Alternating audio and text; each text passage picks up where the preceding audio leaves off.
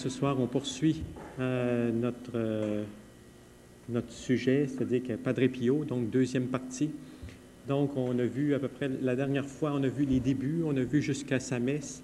Là, on va s'attarder un petit peu sur les phénomènes un peu spéciaux, un peu particuliers, un peu extraordinaires qui se sont réalisés dans la vie du Padre Pio. Et entre autres, il y avait ce don de guérison.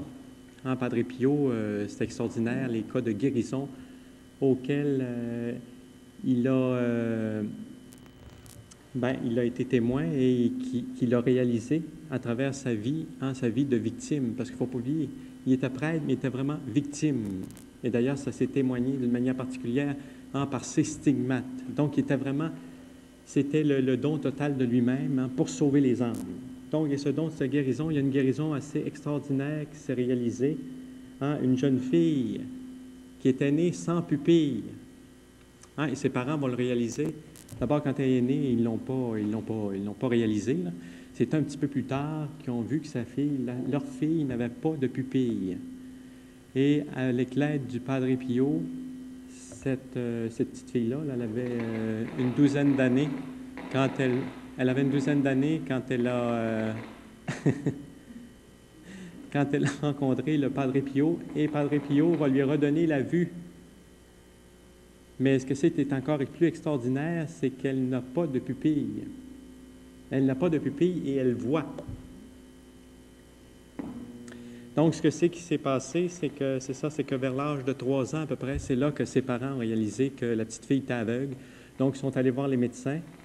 Et après avoir vu les médecins, eux aussi sont arrivés au même résultat. Donc, elle était réellement aveugle et qu'elle devait passer sa vie aveugle.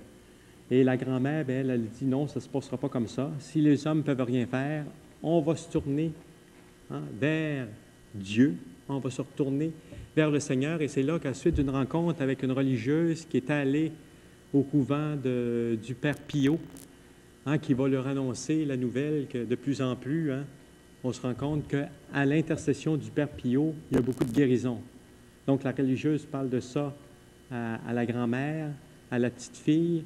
Et puis là, dans la nuit, la grand-mère va faire un rêve.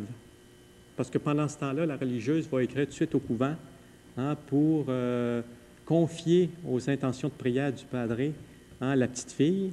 Et dans la nuit suivante, la grand-mère va faire un rêve dans lequel notre Padre Pio va se manifester à elle et il va lui dire ceci: « Mais où est cette Gemma pour qui vous me faites tant de prières à me faire tourner la tête?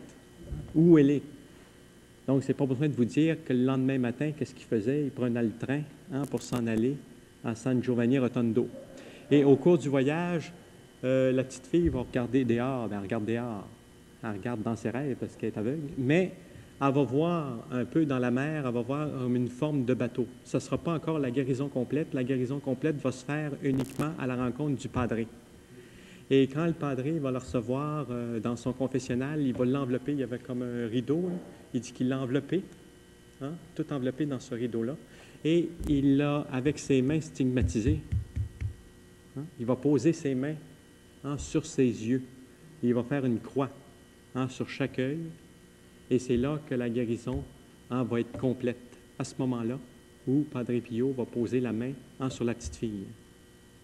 Donc, cette petite fille-là est devenue religieuse, mais toujours sans pupille. La guérison, ce n'est pas qu'elle a eu des pupilles, elle n'en a pas. Elle n'en a pas, elle n'aura jamais, mais elle voit comme vous et moi. Donc ça, c'en est une guérison assez spectaculaire. Il y a aussi, ici, on nous rapporte, le 26 juin 1946, un homme, que le camion avait passé sur sa jambe, imaginez.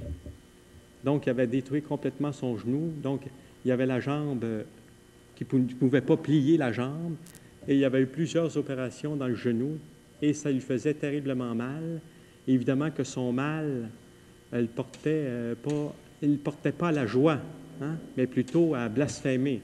À blasphémer le bon Dieu, à ne pas accepter son état. Et par contre, à certains moments, là, il y avait comme le regret, mais il se reprenait, mais encore une fois, la douleur, à cause de la douleur, à cause des multiples opérations, à cause des médicaments, etc. Donc, il gardait quand même un caractère assez colérique, assez violent. Et sa femme va l'amener chez le Padre Pio. Hein, parce que là, à bout de tout, là, il n'en pouvait plus. Il ne pouvait plus d'endurer ce mal. Donc, un jour, sa femme lui parle du Padre Pio. Donc, lui, il dit, comme il n'y a plus rien à faire, je me rends au Padre Pio. Et c'est là que le père, lorsqu'il va s'approcher du père, le Père Pio qui va lui dire, tu jures beaucoup, tu blasphèmes contre tous, tu t'inquiètes. Ah, c'est ça, c'est le Padre qui dit ça à l'homme. Oui, mon père, c'est vrai, ce sont les souffrances, la longue maladie, les piqûres qui m'ont changé. Cependant, continue le père, après tu te repens, tu t'enfermes dans ta chambre et tu pries. Et c'est là que le type en question va se faire cette réflexion suivante. C'est étrange, il sait tout. La confession, c'est lui qui l'a fait, hein, parce qu'il précède. Ben oui, parce que Padre Pio voyait aussi dans les âmes. Donc, il connaissait tout son cas. Il connaissait par cœur. En Père, lui dis-je, priez pour que le Seigneur m'enlève ce vilain défaut.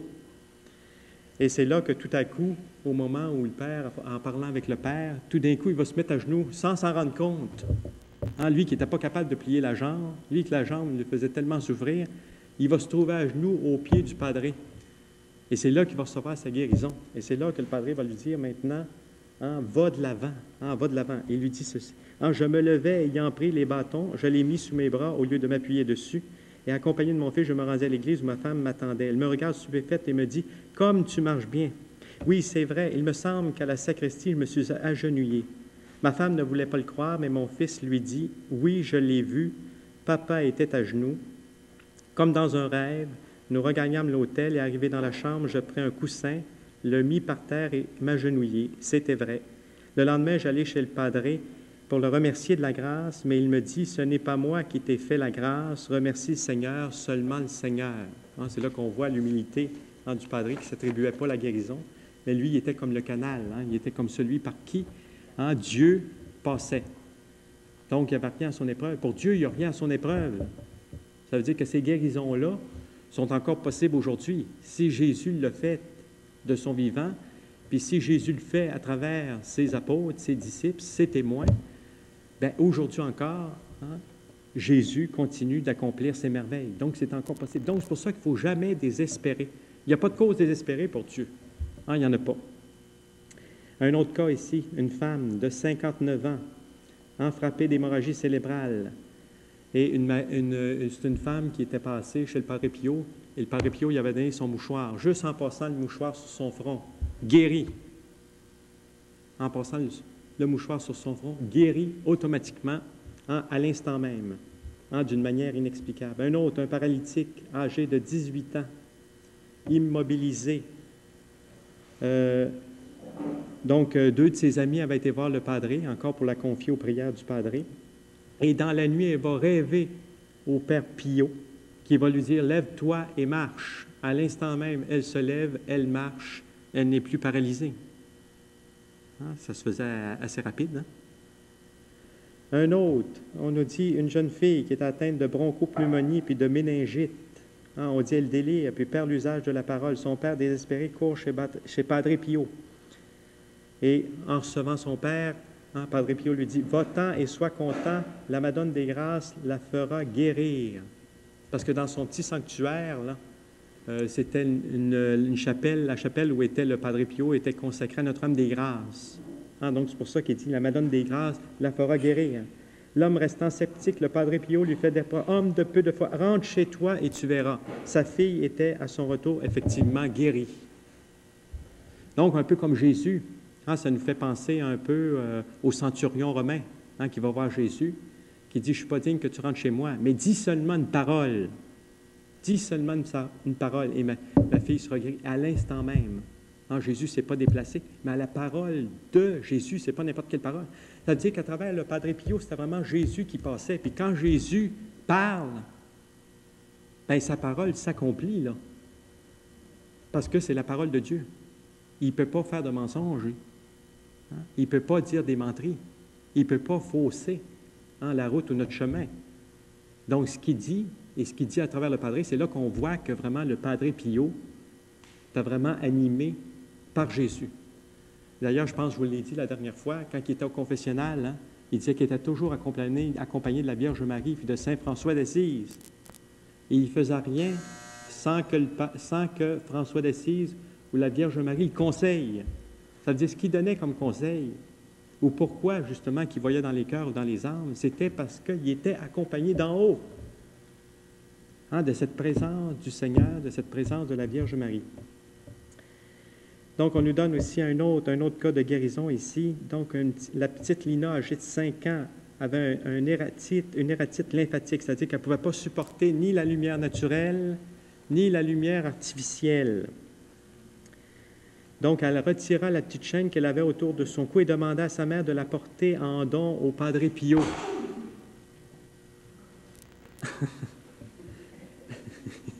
Et ce fut un... Donc, la petite fille qui avait une chaîne dans le cou, elle dit à sa mère, apporte-la au Padre, comme en don.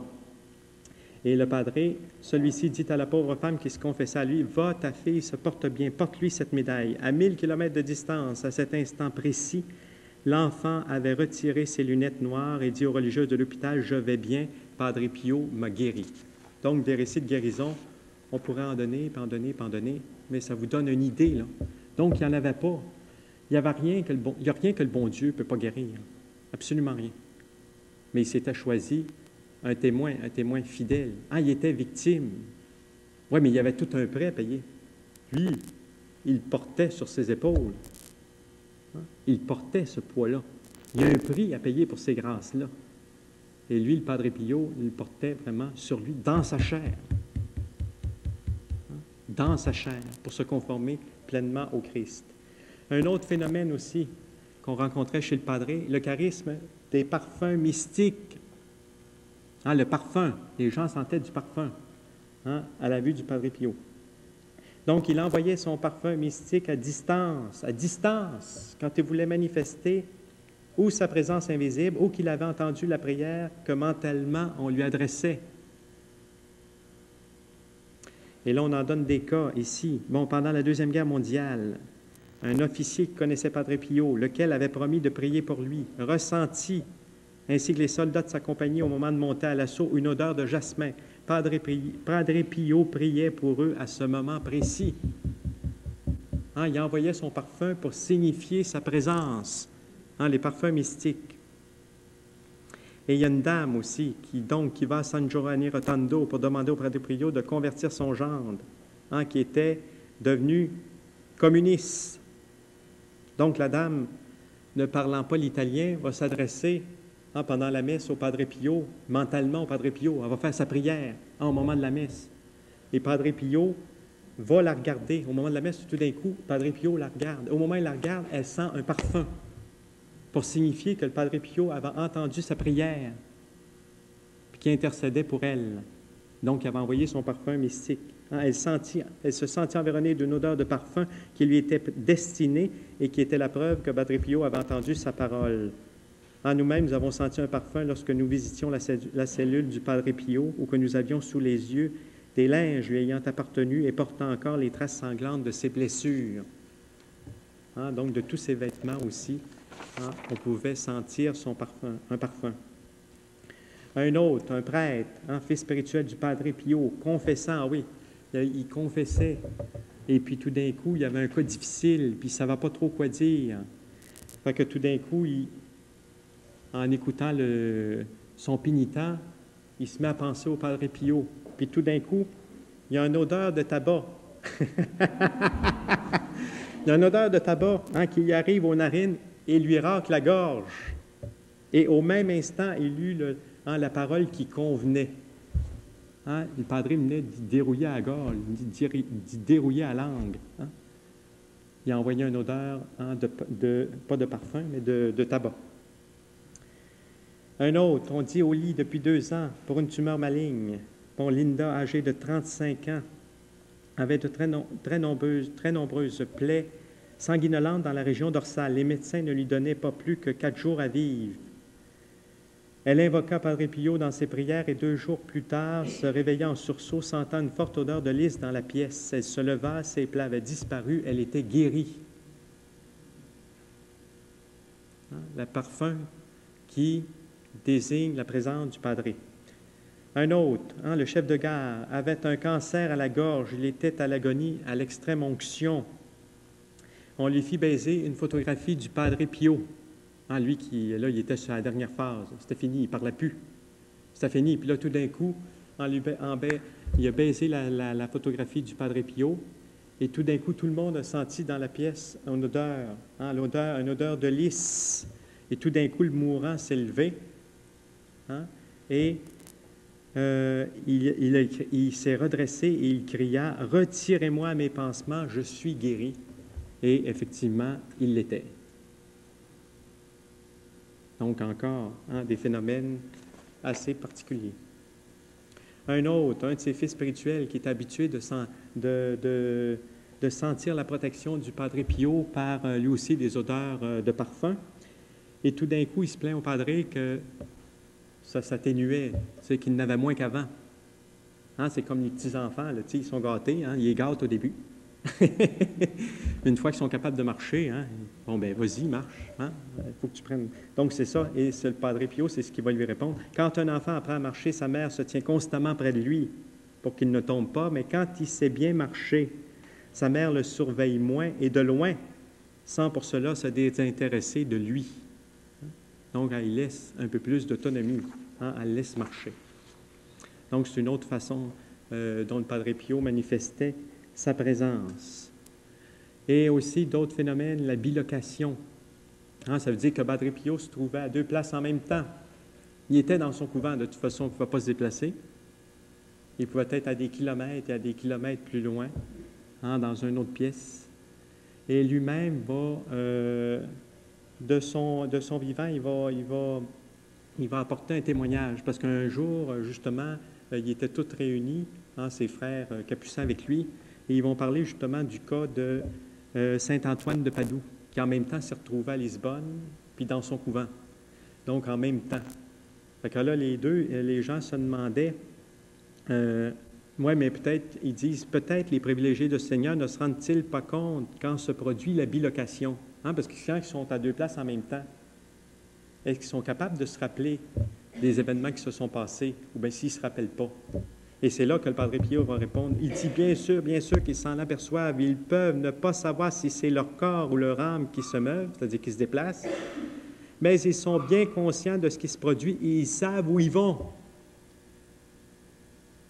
Ça veut dire qu'ils ne sont pas envoyés en orbite. Ça veut dire qu'ils sont conscients de ce qui se passe là où ils sont. Et ils sont conscients exactement de la même chose là où ils vont. Comme il dit, je ne sais pas si c'est mon âme qui est partie, ou si c'est mon corps, ou si c'est une apparition, mais je sais ce qui se passe là. Je suis conscient de ce qui se passe aux 2 places, aux 2 endroits. Ça, c'est important. Donc, c'est un peu comme une apparition, en fin de compte, parce que les gens le voient. Le Padre Pio, il le voit en chair et en os, puis il leur parle. Donc, on en donne des cas ici. Donc, le premier phénomène de bilocation, même c'est fait avant même qu'il soit prêtre. Même, je pense que je l'ai compté la dernière fois. Donc, il n'était pas encore prêtre, il avait 18 ans à ce moment-là. Donc, c'est une femme qui, au moment où elle va donner la vie de sa petite fille, elle apprend que son mari meurt à la guerre. Fait que là, elle se tourne vers la Vierge Marie en voulant dire, bien, occupe-toi de cet enfant-là, son père est mort, puis tout ça. Et la Vierge va répondre à sa prière, puisque le Padre Pio va se présenter là. Il va se présenter, c'est ça, à l'âge de 18 ans, et il va lui dire, la Sainte Vierge vient de me confier votre enfant. Soyez tranquille, je veillerai toujours sur elle. Je veillerai toujours sur elle. La Sainte Vierge l'envoyait. Donc, elle avait exaucé sa prière. Et effectivement, c'est ce qui est arrivé. Et donc, on est dit ici, dans tous les actes de sa vie, il l'assista, la petite fille. Là, quand Padre Pio mourut, elle était à San Giovanni Rotondo et depuis sa mort, elle le sent près d'elle à tout instant. Elle a plus d'une fois bénéficié du don de bilocation du Padre Pio. Et ici, on donne un exemple, justement, elle se rend à la basilique Saint-Pierre de Rome. Ça, c'est avant la mort là, du Padre Pio. À ce moment-là, elle ne l'avait pas rencontré encore. Mais elle voulait se confesser, puis il n'y avait plus un père capucin qui était dans la basilique. Fait qu'elle a continué de prier au tombeau de Pierre, et de Saint-Pierre. Et tout d'un coup, il y a un moine qui se présente et qui lui demande si elle veut se confesser. Donc, il l'amène au confessionnal et il va la confesser. Et c'est un peu plus tard, lors d'une de ses visites à San Giovanni Rotondo, c'est là qu'elle a su que c'était le Padre Pio qui était venu la confesser. Comme la Vierge l'avait dit. Donc, elle avait exaucé, c'est-à-dire que la Vierge avait exaucé la prière de sa mère, qui avait demandé son aide. Bien, elle en a tout un aide, Padre Pio. Et aussi, pendant la Première Guerre mondiale, donc, il y a donc le maréchal. Il y a un maréchal qui va être rendu, qui va être limogé, c'est-à-dire remplacé à la tête des armées. Et ça, évidemment, il ne l'a pas trop pris. Et un soir, tout seul dans sa chambre, dans son appartement, il rouvre son tiroir, puis il prend son fusil pour se suicider. Et puis là, au moment où il prend son fusil, tout d'un coup, la porte se rouvre et il voit un moine qui est là et qui va l'entretenir des choses de Dieu. Et puis là, après cet entretien-là, Padre Pio s'en va et donc il laisse tomber son revolver. Bon, il décide de garder la vie. Et c'est un peu plus tard, après la fin de la guerre, une fois que la guerre va être terminée, c'est là qu'on y avait présenté des photos d'un moine stigmatisé. Et puis là, il s'est aperçu que les photos correspondaient exactement au moine qui était venu le visiter. Et donc, il va se rendre à San Giovanni Rotondo et il va se rendre à la sacristie. Et puis, avant qu'il puisse prononcer un mot, le Padre Pio va droit vers lui et un sourire sur les lèvres lui dit « Eh bien, général, nous l'avons échappé belle cette nuit-là. » Nous l'avons échappé belle. Donc, ça nous montre, là, quand il disait « Oui, oui, on est conscient de ce qui se passe quand on s'en va. » C'est Padre Pio qui va prendre la parole, avant même que lui adresse la parole. On l'a échappé belle cette nuit-là. En voulant dire, là, on a gagné une vraie bataille. D'autres cas aussi, on nous dit ah oui, il y avait une religieuse, en 1921, qui avait une grave maladie cardiaque incurable, une lésion cardio-aortique et un cancer à l'estomac. Donc, elle avait tout ce qu'il faut pour s'en aller au ciel. Donc, les religieuses envoient vite un message au padre, mais ils se sont dit, au moment où il va recevoir la lettre, c'est à peu près le moment où elle va mourir. Donc, ils envoient la lettre, et donc leur lettre aurait dû arriver à destination lorsque la mère, c'était la mère supérieure du couvent, donc lorsque la mère supérieure serait morte. Donc, à bout de force, depuis 3 jours, elle avait renoncé à tout soin, attendant la mort. Mais précisément ce jour-là, les religieuses recevaient la visite d'une dame qui venait de rentrer de San Giovanni Rotondo, et elle avait le gant du Padre Pio, parce qu'elle était en lien avec un monseigneur, et ce monseigneur-là avait eu le privilège de garder un gant du Padre Pio. Le gant parce qu'il se mettait des gants à cause de ses stigmates. Donc, elle avait ce gant-là en sa possession. Donc, le gant du Padre Pio rapporté par Monseigneur, me fut appliqué sur le côté où j'avais une enflure grosse comme le poing, et à la gorge, car je me sentais étouffé, suffoqué. Puis je me suis endormi. Pendant mon sommeil, je vis Padre Pio qui me touchait le flanc douloureux et qui me dit tant de choses qui n'étaient pas de ce monde. Il me dit tant de choses qui n'étaient pas de ce monde que je ne peux même pas raconter. Je ne peux pas raconter. Parce que ce n'est pas les choses du monde. Et même, on ne le comprendrait pas. C'est trop autre chose. C'est trop merveilleux, c'est trop extraordinaire. C'est le ciel, ça ne se dit pas avec des mots humains, ça. On peut dire c'est beau, c'est extraordinaire, c'est merveilleux. Mais qu'est-ce que c'est? Ça ne nous dit pas la réalité de ce que c'est. Ça nous montre un peu que ça va être on en mourrait. Voir le ciel, là, à soir, là. Si le ciel descendait d'en haut, puis qu'il nous arrivait ici, là, dans la salle, on mourrait, tout le monde.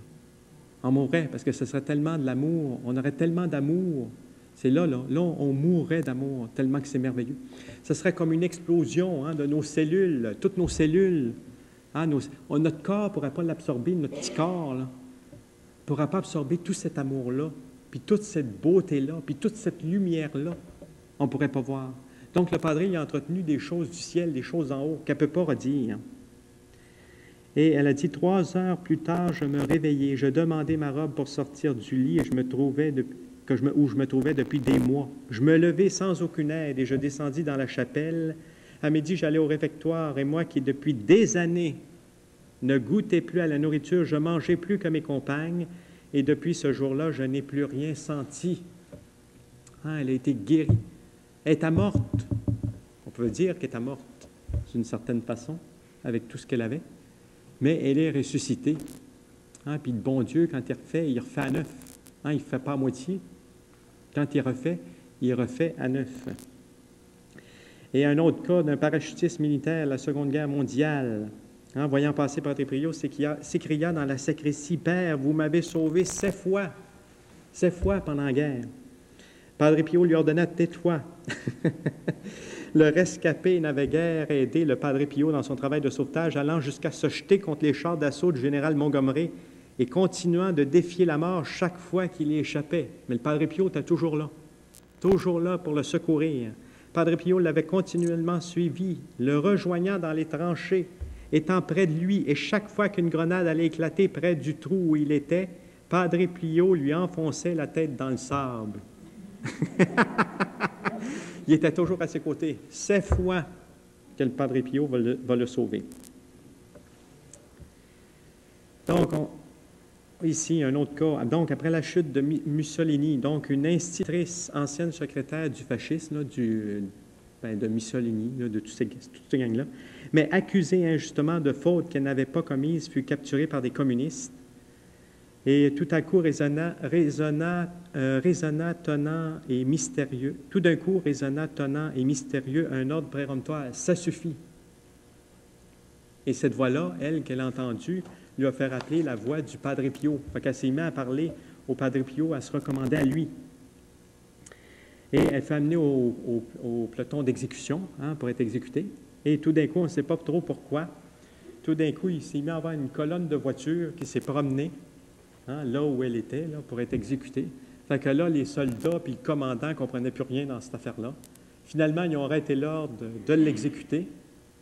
Et tout d'un coup, il y a c'était notre Padre Pio, mais il y a un personnage qui est arrivé près de la femme puis qui a demandé qu'est-ce qu'ils ont décidé? Bien là, la femme a répondu, je ne sais pas, je ne sais plus rien, ils sont tous partis. Il y a seulement le commandant qui est là. Fait que le personnage en question, qui était Padre Pio, lui dit, l'amène dans une voiture, l'amène en voiture jusqu'à chez elle. Et dans le village, il y en a qui l'ont reconnu. Ils ont dit, c'était Padre Pio. C'était Padre Pio qui était là. Et effectivement, quelques mois plus tard, l'institutrice se rendit à San Giovanni Rotondo pour remercier le Padre Pio qui lui dit, « Ma chère, comme tu nous as fait courir. » Il avait le sens de l'humour, le Padre Pio. Un autre cas ici. Donc, un géomètre communiste. Donc, on voit qu'il a converti du monde, beaucoup de communistes au catholicisme. Donc, un géomètre communiste, en rentrant chez lui un jour, voit dans la fenêtre un capucin. Et c'est encore la face de Padre Pio, qui était là, qui le regarde d'un œil triste, qui lui dit, « Viens chez moi. Une quinzaine de jours te suffiront.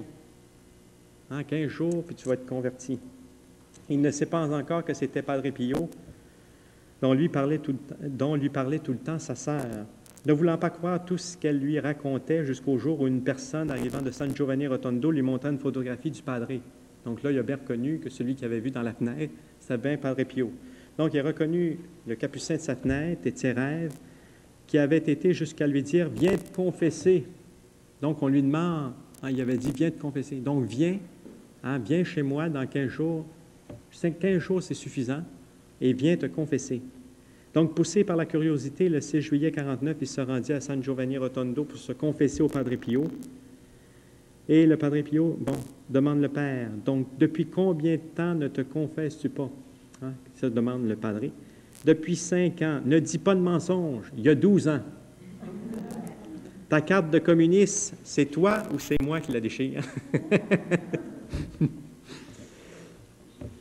Donc, c'est un autre cas pour montrer, encore une fois, comment que Padre Pio voyait dans les arbres et aussi le phénomène de bilocation. Comment que Padre Pio se manifestait. Donc aussi, on nous montre ici justement le charisme de lire dans les arbres, de lire dans les cœurs, un autre de ces charismes qui lui était donné, et tout ça spécialement au confessionnal. Donc au confessionnal du Padre Pio se présente un jour un homme qui ne s'était pas confessé depuis une dizaine d'années, mais il était un petit peu perdu dans ses souvenirs, dans le sens que c'est qu'il avait confessé, puis ce que c'est qu'il n'avait pas confessé. Et tout d'un coup, Padre Pio qui va l'arrêter, qui va lui dire « Ce péché, tu l'as déjà avoué en telle année, à tel endroit, à tel confesseur, et le Seigneur te l'a pardonné. Dis-moi seulement ce que tu as fait par la suite. » Hey, c'est grave, ça. Hey, tel endroit, tel confesseur, telle année. C'est dans les détails. Une autre fois aussi, donc, des carmélites avaient une grande décision à prendre. Donc, ils laissent une lettre à un docteur qui allait rencontrer le Padre Pio. Ça, c'est en 1959. Et le Padre Pio, donc le docteur donne cette lettre-là. C'est une lettre importante parce qu'il y avait une décision importante à faire. Padre Pio prend la lettre, la met là. Il l'ouvre pas. Mais là, le docteur, en voulant dire, il dit, ben, ça presse un peu. Là. Fait que le Padre Pio lui dit tout simplement, dans la première partie de la lettre, c'est bon qu'ils fassent ce qu'ils ont décidé. Et dans la deuxième partie, dans la seconde, qu'elle fasse bien attention et y pense bien. Donc, le docteur s'en va avec ça. Il s'en va dire ça religieuse. Donc, pour la première partie, c'était très bien. Puis dans la deuxième, attention. Donc, eux autres, c'était merveilleux, c'était exactement ce qu'ils attendaient. Et pourtant, Padre Pio n'a jamais ouvert la lettre. Il n'avait pas ouvert la lettre. Donc, non seulement, il voyait des armes, c'est-à-dire qu'il voyait, bon Dieu leur montrait l'intention à travers les religieuses. Il ne voyait pas à travers la lettre. C'est pas qu'il y avait des yeux au rayon X, mais le bon Dieu savait l'intention de ces religieuses-là. Et le Seigneur lui avait exactement donné les paroles qu'il faut. Une autre fois, un groupe de prêtres français qui vont à San Giovanni Rotondo, et il y avait des images, donc ils présentent ça au Padre pour qu'il demandait une signature sur leurs images. Et tout d'un coup, un des pères qui est là, présente son image, il prend plutôt son bréviaire, il rouvre le bréviaire, il l'ouvre à une paire et il écrit. Fait qu'après ça, les autres qui étaient avec lui, ils ont dit, « Est-ce que c'est qui a écrit dans ton bréviaire? » Bien là, lui, il ne voulait pas, en voulant dire, c'est personnel, c'est à moi que ça appartient. Et un jour, bien, il va confier ça à un de ses amis. Il dit, quand je suis allé, c'est que j'avais un problème de conscience depuis des années, mais que j'avais oublié. Au moment où je suis allé voir le Padre, je ne pensais plus à ça. Je ne pensais plus à ce problème-là. Mais le bon Dieu avait permis qu'il y ait une réponse là, du Padre Pio, et c'est exactement ce qu'il avait besoin. Et le Padre Pio lui a donné, sans même qu'il ait dit, là, j'ai un problème, ou j'ai quelque chose, ou je veux une lumière, absolument rien. Il prend le bréviaire, puis il écrit. C'était exactement, ça venait toucher exactement le problème qu'il avait depuis des années, qui tenait depuis des années. Donc, un autre, on nous dit un jeune homme qui méditait de tuer sa femme. Ça, c'est pas mal moins intéressant. Donc, en simulant un suicide, accompagnant celle-ci au couvent du Padre pour se créer un alibi. Parce qu'il se disait, car on ne peut soupçonner d'un meurtre quelqu'un qui se rend chez Padre Pio. Parce que quand on allait chez le Padre Pio, c'était la conversion, c'était la guérison, c'était la lumière, c'était la vie, quoi. Donc, il voulait la tuer pour épouser sa maîtresse. C'était ça son plan.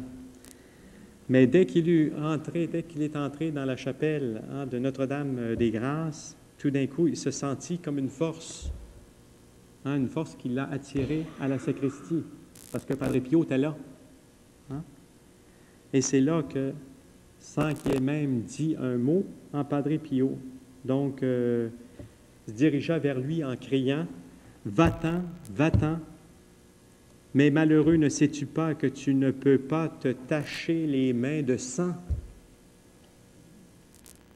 Va-t'en, va-t'en, Malheureux, ne sais-tu pas que tu ne peux te tacher les mains de sang? Il n'avait rien dit. Mais Padre Pio a découvert en son plan, parce que le bon Dieu y avait donné. Donc, c'est assez spécial. Un autre cas ici, donc pendant la Seconde Guerre mondiale, donc une Anglaise, donc convertie au catholicisme, donc avait un fils officier, de marine. Donc, il était dans la marine, il était sur un navire, et tout d'un coup, elle apprend dans le journal que le navire en question avait été torpillé. Donc, elle s'est dit, mon fils est mort. Et là, elle va aller au Padre Pio en pleurant, puis elle va dire, il est mort, il est mort, il est mort, il est mort. Mais le Padre Pio va lui dire, mais qui te dit qu'il est mort? Ben, elle dit, les journaux ont dit que le navire avait été coulé. Donc, Padre Pio l'assura que son fils avait pu se sauver du naufrage et que maintenant il se trouvait sur une île de l'océan Atlantique, attendant le passage d'un navire. Et effectivement, c'était la vérité. La mère redoubla alors. Ah oui, ça c'est bon. Donc, il a été complètement libéré, c'est-à-dire qu'il était en vie, et effectivement, ils l'ont retrouvé sur une île, comme le Padre Pio l'avait dit. Et après ça, bien, on dit que la mère redoubla alors ce qu'elle appelle les pénitences de gratitude qu'elle avait commencées au lendemain de sa conversion, c'est-à-dire qu'elle marchait pieds nus, elle jeûnait, elle se flagellait pour remercier le Seigneur. Donc là. Et tout d'un coup, Padre Pio intervint alors sévèrement. Notre corps, lui dit-il, est comme un âne à qui nous devons donner des coups de bâton, mais pas trop. Autrement, il se couche par terre et ne nous porte plus. Pourtant, Padre Pio, c'est quelqu'un qui se mortifiait, puis qui faisait des pénitences, puis s'imposait bien des choses. Il disait, attention, c'est beau les pénitences, c'est beau les mortifications, mais le bon Dieu n'a jamais demandé de nous tuer ou de nous rendre malades. C'est parce que Padre Pio, lui, avait une mission particulière. Il y avait des forces aussi qui allaient avec.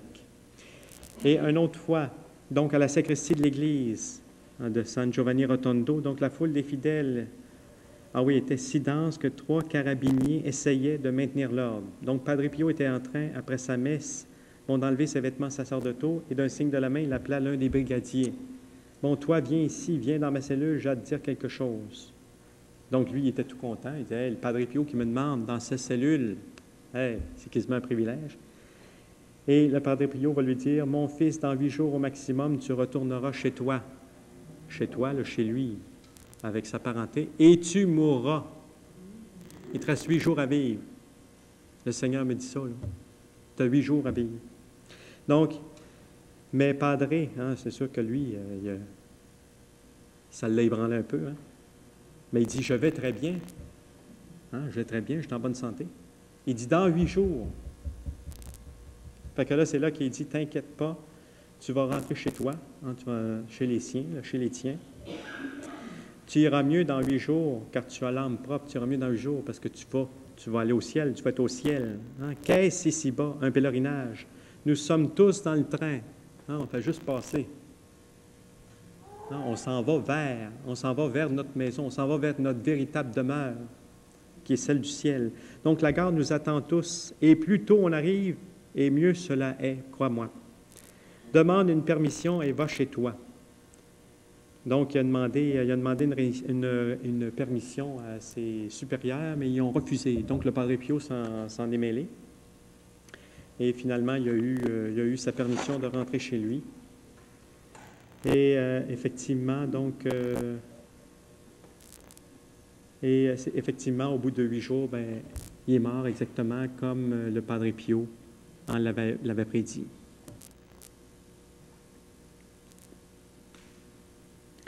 Donc, un autre qui vient, il dit à un homme dont la fille était malade. Mon Padre Pio dit, c'est toi le malade. Il vient pour sa fille, parce que sa fille est malade, il demande une guérison au Padre Pio.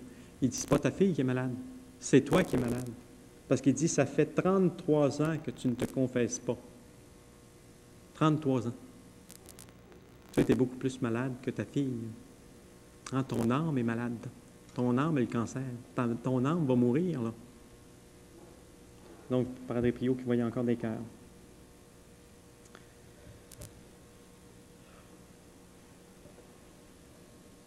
Ah oui, oui. Bon, un jour, Padre Pio, il était au couvent, donc il était assis au coin du feu, et tout d'un coup, il reçoit la visite d'une âme du purgatoire, d'une âme d'un homme qui avait habité le village, et qui lui demandait au Padre Pio de dire une messe afin de le délivrer. Donc, Padre Pio, il a dit, bien entendu, hein, qu'il va le faire. Et comme toujours, il y a la bonne éducation, il l'a raccompagné à la porte du couvent. Donc, il est allé jusqu'à la porte du couvent, puis même il est allé l'amener jusqu'au milieu de la place. Hein, il y avait un arbre, là, puis rendu à cet arbre-là, l'âme du purgatoire est partie, a disparu. Fait que lui, le padre, il est retourné, il vient pour rentrer au couvent, puis là, la porte est barrée. Fait qu'il a fallu qu'il appelle son supérieur. Et puis là, c'est là qu'il a dit à son supérieur, j'ai raccompagné une âme du purgatoire.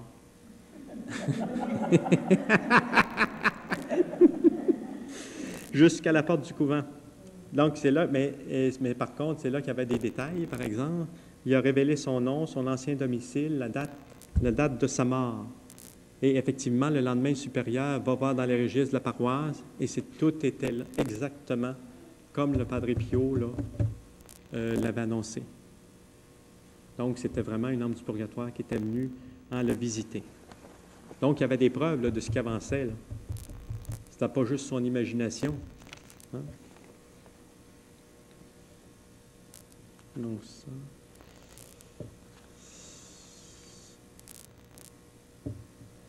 Donc, aussi, Padre Pio, donc ça, c'est pour les phénomènes mystiques. Mais aussi, il faut voir aussi... 8h16. Donc, il faut voir aussi à travers ces dons merveilleux et ces charismes que le Seigneur a permis dans la vie du Padre Pio. Il faut voir aussi son cheminement spirituel qui n'a pas toujours été facile. Il ne faut pas penser que la vie de ces âmes-là privilégiées est facile. Comme j'avais dit tantôt, hein, le Padre Pio, sa vocation, c'est vraiment une victime. Hein, une victime comme Jésus, mais pas une victime dans le sens, je suis victime dans le sens pauvre de moi, là. Non, parce qu'il l'a voulu, parce qu'il l'a désiré, parce que le bon Dieu a mis ce désir-là en lui, de vraiment donner sa vie pour les âmes. Donc, dans sa vie spirituelle, donc Jésus crucifié avait une place bien importante. Et Jésus hostie, parce que Jésus hostie et Jésus crucifié, c'est la même chose, c'est le même sacrifice. Donc, ils sont inséparables de sa vie spirituelle. Et il avait aussi un grand amour de la Vierge Marie, parce qu'il égrenait son chapelet jour et nuit. Et d'ailleurs, il va mourir avec les mots de Jésus et Marie. Hein? Il va mourir comme ça, en soupirant les noms de Jésus et Marie. Donc, et à travers cette vie qu'il a vécue, il a vécu ce qu'on appelle la nuit des sens, hein? Où là, vraiment, l'âme, elle ne sait plus où elle en est. Même elle se pense même donnée par le Seigneur. Même elle semble comme si le bon Dieu s'éloignait d'elle. Et comme si le bon Dieu l'avait complètement quittée. Et elle se sent un peu comme responsable, comme si à cause de ses péchés, c'est comme si Dieu la châtiait. Et pourtant, cette âme-là demeure fidèle. Cette âme-là demeure obéissante. Cette âme-là demeure ancrée en Dieu. Mais c'est comme Dieu se fait distant, comme Dieu se fait... sa présence moins sentir, hein, sa présence se fait moins sentir. Donc, il a vécu cette nuit-là. Hein, et il l'écrit à son Père spirituel, comment il se sent. Et une souffrance atroce, là.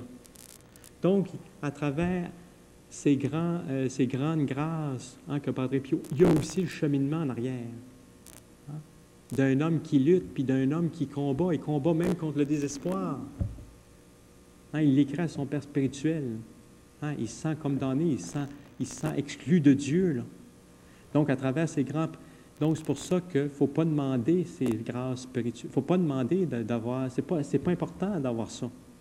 C'est pas important d'avoir des dons de guérison. C'est pas important de ressusciter des morts. C'est pas ça qui compte. Ce qui comptait d'abord au Padre Pio, c'est de faire la volonté de Dieu. Et pour nous autres aussi, ce qui compte surtout, c'est de faire la volonté de Dieu. Donc, si la volonté de Dieu passe à travers des faits extraordinaires ou à travers des charismes extraordinaires, rejetons pas ce que le bon Dieu nous donne.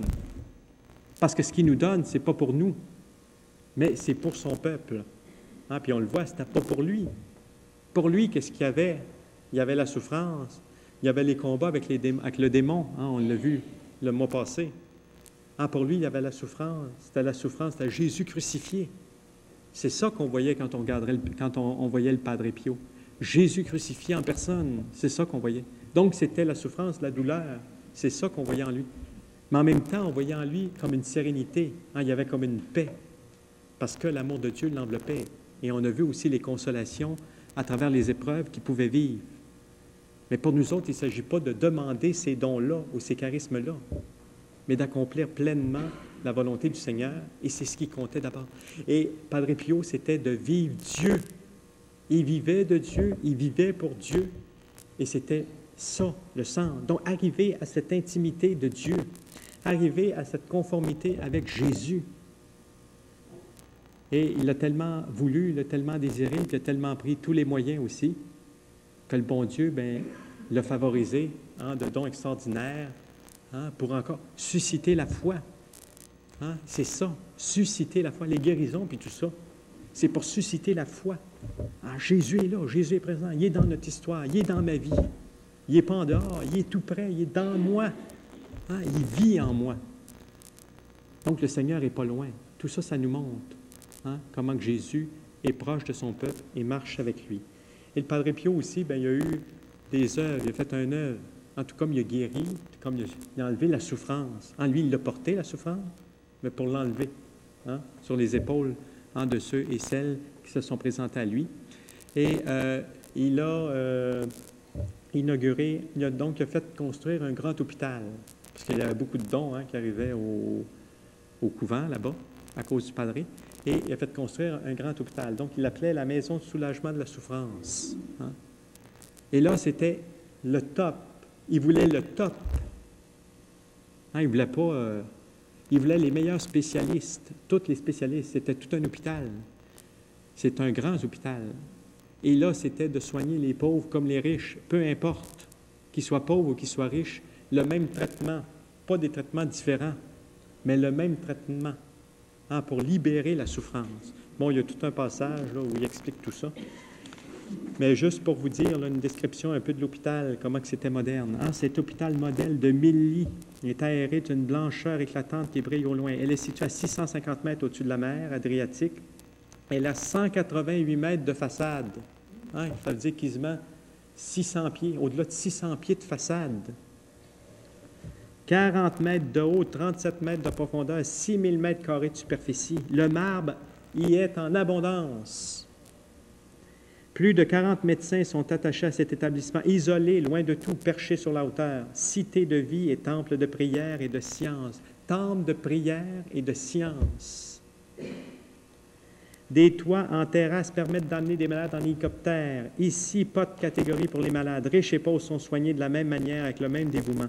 Cet hôpital a tous les services qui lui permettent de se passer de secours extérieurs pour réparer ce qui peut tomber en panne. Multiples machineries, buanderie automatique, pharmacie, laboratoire, cuisine, centrale thermique, centrale électrique, centrale pour la distribution d'oxygène, station de désinfection, salle d'autopsie, ambulance, chapelle, salle de conférence, de cinéma, de concert, chirurgie, gynécologie, cardiologie, médecine générale, obstétrique, cardiologie, urologie, orthopédie, pédiatrie, radiologie, dentiste, occultiste, école pour infirmières, etc.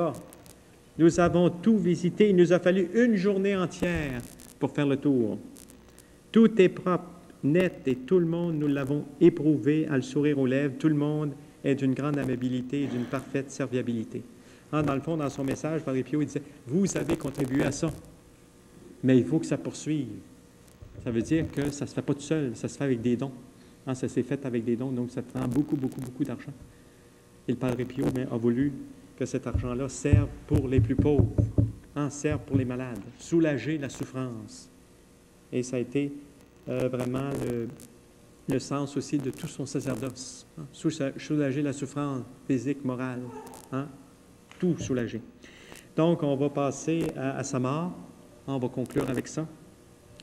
Donc, on nous dit, donc, la veille de la mort du Padre, donc un médecin arrivait à San Giovanni Rotondo, portant une bénédiction que le pape Paul VI l'avait nommément chargé de porter à Padre Pio. On sait que Padre Pio avait il avait subi beaucoup de persécutions. On a dit une dizaine d'années à cause justement de ces faits miraculeux, à cause évidemment de ces stigmates, à cause de tout, en tout cas, tout ce qui était autour, on peut dire, en guillemets, du phénomène, là, Padre Pio. Donc, partout où il y a de l'humain, bien, il y a de l'humain. Et quand il y a de l'humain, bien, il y a de la jalousie, il y a toutes sortes de choses de même. Des choses qu'on ne voudrait pas. Au contraire, on devrait se réjouir. Imaginez un bonhomme comme ça. Si on en avait un comme ça, un bonhomme comme ça, il faudrait se réjouir de ça. Pas le caler, pas l'écraser, mais se réjouir d'être en présence d'un bonhomme aussi éclairé, aussi rempli du bon Dieu, qui nous fait toucher Dieu, là. Quand on s'approche de lui, là, quand on touche Dieu. On se demande où est-ce qu'il est, Dieu. Quand on le voit, puis c'est Dieu qu'on touche. Puis il se passe plein de merveilles, plein de choses extraordinaires. Il faudrait plutôt s'en réjouir. Donc, le chef de l'Église, par ce geste, signifiait ainsi, en quelque sorte, au Padre mourant qu'il quittait la terre, lavé des accusations si injustement portées contre lui. Parce que malheureusement, c'est venu aussi de la famille dans le sang. Bien, c'est des frères capucins, de sa communauté. Il a été persécuté par sa propre communauté. Au moins, si c'était des païens, si c'était une gang de païens, mais là, on pourrait s'attendre à ce qu'ils nous donnent une coupe de jambettes, ou une coupe de claques en arrière de la tête. Mais là, quand ça vient de la maison, tes proches, ceux qui devraient le plus te comprendre ne te comprennent pas. Ça ressemble à quoi, ça? Ou ça ressemble à qui? Ça ressemble bien gros à Jésus, ça. Ça ressemble bien gros à la vie de Jésus, qui n'a pas été compris par ceux qui auraient dû être compris, justement les pharisiens, puis les docteurs de l'Église, les docteurs de la loi, puis les scribes de son temps. Ils l'ont pas compris, ils n'ont pas vu en Jésus. Ils n'ont pas vu en Jésus l'homme de Dieu. Ils n'ont pas vu Dieu à travers Jésus. Ils ont vu un homme, point, c'est tout. Et ça prenait les yeux de la foi pour voir en cet homme l'envoyé de Dieu. Et ça, ils ne l'ont pas cru. Donc, sans doute, nous savons, ce n'est pas la réparation publique que certains s'y dévoués à sa cause souhaitent pour lui, mais cette réparation solennelle, le pape la donnera sans nul doute quand, impressionné par les supplications des millions de fidèles, il demandera à l'archevêque d'ouvrir le procès informatif qui sera la première étape vers sa glorification. Donc, le 22 septembre 1968. Donc, ce fut le jour de sa dernière messe. Donc, c'est ça qu'on va voir tantôt là, sur la vidéo. Et c'était le Congrès international des groupes de prière, parce que Padre Pio il avait formé ça, des groupes de prière. Et même, il avait dit à son supérieur, parce que dans la sacristie, là, il était vraiment au bout de la corde. Il avait dit à son supérieur, je ne serais pas capable de célébrer la messe ce matin. En tout cas, pas devant le public comme ça. Et son supérieur a dit, non, tu vas y aller. Et Padre Pio, comme toujours, a toujours été obéissant. Ça a été une de ses vertus, l'obéissance, la patience, l'obéissance. Donc, il a dit oui à son supérieur. Et là, on l'a amené comme on faisait d'habitude. Donc, de la sacristie, on l'amenait pas à l'autel, mais jusqu'à l'église en chaise roulante. Et de la chaise roulante, il y avait toujours deux moines qui le tenaient de chaque côté pour l'amener jusqu'à l'autel. Et à l'autel, là, il avait eu la permission de célébrer assis parce qu'il n'était plus capable de célébrer debout. Donc, encore une fois, il va obéir à son supérieur. Et on dit donc pour la première fois pénétrer dans... Bon. Voici le récit de ce que fut cette dernière nuit. Donc, il fut le principal et continuel témoin. Donc, le Padre Pellegrino, qui fut témoin de sa mort. Donc, le 22 septembre 68, peu après 21 heures, alors que le père Mariano avait déjà quitté la cellule numéro 4 et que j'y étais entré, Padre Pio m'appela dans sa cellule par le téléphone intérieur. Il était au lit, couché sur le côté droit. Il me demanda simplement l'heure indiquée sur le réveil placé sur sa table de nuit. J'essuyai quelques petites larmes de ses yeux rougis et fis retour dans la cellule numéro 4 pour me tenir à l'écoute auprès du récepteur. Donc, lui, il était dans sa cellule, donc le Padre Pio l'a appelé. Il est venu auprès de lui, il est retourné. Ensuite, le Padre Pio l'appelle 5 ou 6 fois avant minuit. Ses yeux étaient toujours rouges d'avoir pleuré, mais ses larmes étaient douces, sereines.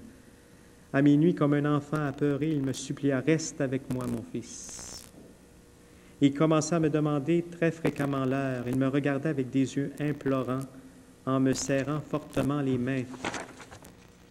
Puis, comme s'il avait oublié l'heure qu'il ne cessait de me demander. Il me dit, c'est l'heure d'aller dire la messe. Je répondis en souriant, Père spirituel, il est très tôt maintenant pour la messe. Il me répliqua, bien, ce matin, tu la diras pour moi. Mais tous les matins, je le dis à vos intentions. Puis il voulut se confesser. Il me dit ensuite, mon fils, si aujourd'hui le Seigneur m'appelle, demande pardon pour moi aux confrères de tous les ennuis que j'ai causés et demande aux confrères et aux fils spirituels une prière pour le repos de mon âme. Je répondis, Père spirituel, je suis sûr que le Seigneur vous accordera une longue vie encore, mais si vous deviez avoir raison, puis-je vous demander une ultime bénédiction pour les confrères, pour les fils spirituels et pour vos malades.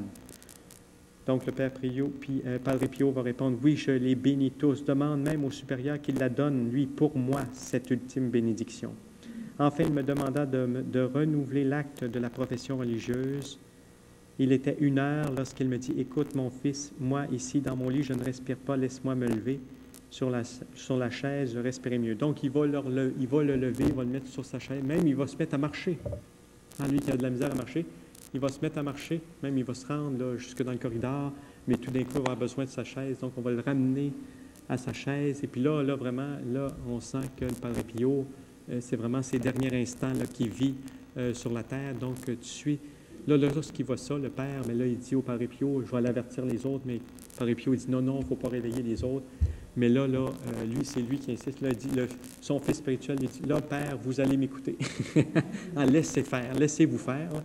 Donc là, il va sonner, il va cogner à la porte d'un des autres frères. Et là, ils vont appeler le supérieur va venir. Et là, on va appeler aussi les médecins du Padre Pio. Mais là, on ne croit pas qu'il va mourir.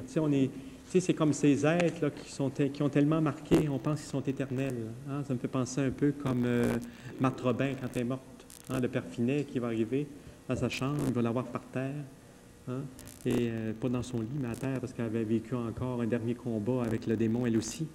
Donc, lui aussi, il ne croira pas, parce qu'il pense toujours qu'à chaque fois, elle revient. Parce qu'elle aussi, elle meurt, elle vivait la passion du Christ. Donc, elle mourait, mais elle ressuscitait. On pense qu'ils sont comme éternels, qui ne se sépareront jamais de nous. Et c'est vers 2h05, c'est là que le docteur va arriver. Là, on essaie par tous les moyens de le ramener. Là, on le voit que son pouls est très, très bas. Et toujours, par contre, là, de plus en plus, sa voix est très, très faible. Et il répète constamment les noms de Jésus et Marie. Hein, constamment. Et c'est comme ça qu'il va mourir. Là, vers 2h30, c'est là qu'on va constater son décès. Même on lui fait un massage cardiaque. On lui donne le bouche à bouche. Puis là, on ne croit pas encore qu'il est mort. En tout cas, on tente par tous les moyens de le ranimer. Mais là, il faut bien constater qu'il est parti. Et même, il est parti, comme il répétait tout le temps, Jésus-Marie. C'est comme s'il n'avait pas eu le temps de dire comme sa dernière parole, parce qu'il va rester comme la bouche entrouverte. Hein? Il va mourir comme ça. Et c'est là qu'on dit, donc, le Padre Pio est mort ainsi dans son fauteuil, que nous avons vu dans sa cellule face aux photographies de ses parents et quelques images de piété qui eurent son dernier regard. Il est mort doucement, sans crispation ni contraction des sens, s'endormant véritablement dans la paix du Seigneur, le visage détendu, en répétant tant qu'il en eut la force et de plus en plus faiblement les noms de Jésus et Marie. Et quand 2h30 du matin s'exhala son dernier soupir, le chapelet dans sa main droite, ses lèvres restèrent légèrement entrouvertes, comme s'il n'avait pu achever sa dernière prière. Ses yeux, depuis quelques instants, s'étaient d'eux-mêmes à jamais fermés. Une larme coula de ses paupières closes, comme si, en quittant cette terre, il pleurait sur nous qu'il laissait. Et ceux qui l'attendaient un peu, parce qu'on espérait toujours en lui. Et donc, c'est ainsi que le Padre Pio est mort. Et donc, à propos des stigmates, c'est qu'après sa mort, ça j'en ai parlé un petit peu la dernière fois, on peut peut-être se le rappeler vite. On va terminer là-dessus. Donc, c'est que ces stigmates ont complètement disparu. On s'est attendu que ces stigmates seraient restés là. Et ces stigmates, c'est des écailles qui ont tombé. D'abord, il en a retrouvé 2 sur l'autel. Lorsqu'il a dit sa dernière messe, il y a 2 écailles qui ont tombé de ses mains. Et il y a 2 autres écailles qui vont tomber de ses mains parce qu'on va s'en apercevoir lorsqu'on va faire sa toilette funéraire. On va se rendre compte qu'il n'y a plus rien. Ses mains sont aussi belles, comme s'il n'avait jamais été transpercé. Son côté aussi, plus rien, aucune rougeur, aucune cicatrice, rien. Comme une petite peau de bébé, là. Comme s'il n'y avait jamais eu. Et ça, il y a un des pères qui était là qui s'est mis à s'affoler. Puis là, même sous peine de péché mortel, il a dit au moine qui était là, il dit, mettez-y ces gants, mettez-y des bas. Il faut, parce que le monde, évidemment, c'était le monde allait voir Padre Pio, et on l'exposait, donc à tombe ouverte. Donc, pour ne pas montrer aux gens qu'il avait perdu ses stigmates, parce que pour lui, c'était comme perdre ses stigmates, c'est comme s'il avait perdu sa sainteté. Donc, il dit, il ne faut pas que le monde voit ça. Fait qu'il avait caché comme s'il y avait encore ses stigmates. Mais il ne les avait pas. Mais ce que le père ne comprenait pas, ou ce qu'il n'avait pas compris, c'est que justement, c'est le contraire. Ce n'est pas un signe que la sainteté est partie, ou que la sainteté est moins présente. C'est que justement, c'est un signe de sainteté lorsque les stigmates disparaissent comme ils sont venus. Parce qu'ils sont venus subitement comme ça. Puis quand ils disparaissent comme ça, c'est un signe que justement, les stigmates étaient véritables et que c'était vraiment de Dieu, que ce n'était pas du diable, qui lui aussi peut, hein, parce qu'on le dit, c'est le singe de Dieu. Donc, lui aussi peut, d'une personne avoir les stigmates, mais ça ne vient pas du bon Dieu, ça vient du diable. Là, c'est une autre histoire. Mais là, dans le cas qui nous intéresse, en tout cas, c'est vraiment un miracle. Hein, c'est un signe qu'au contraire, les stigmates sont véridiques. Donc, en gros, c'était la vie du Padre Pio.